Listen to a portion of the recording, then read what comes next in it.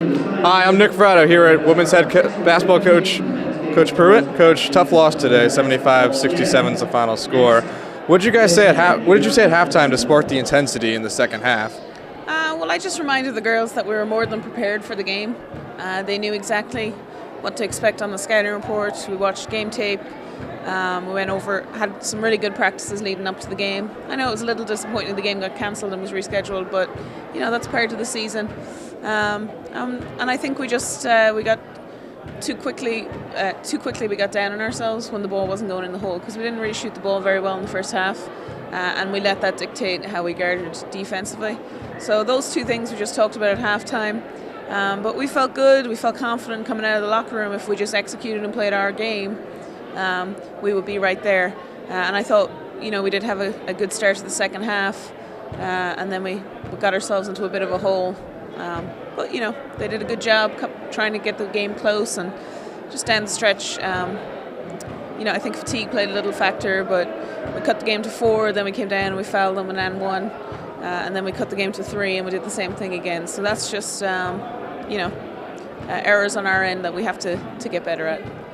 And you guys called a timeout as it started to fall apart in the second half, but then coming out of the timeout, Shea Money caught fire. What did you see out there? Yeah, we told Shea it was Shea Money time, and she's probably, besides Tiffany, the best, especially guard, at creating her own shots. So when you put her in a pick and roll situation, she's very good at reading that, and she's able to obviously make shots. And she caught fire, and she started feeling good about herself. But she wasn't going to do it by herself. Tiffany wasn't going to be able to do it by themselves. Liv made some big shots. Wasn't going to. Defensively, we were a little disappointed that we didn't execute better, because we knew exactly what to expect, and we were prepared. We just didn't execute, and that's just how it goes sometimes. And speaking of Tiffany Turner, she had a terrific game, 22 points, 16 rebounds. What's it like having such a good player in the post like that, standing at such a tall height? Yeah, Tiffany is so skilled, and the best thing about her is her attitude. She's such a humble young lady who's played at a really, really high level. So emotionally, she is a great.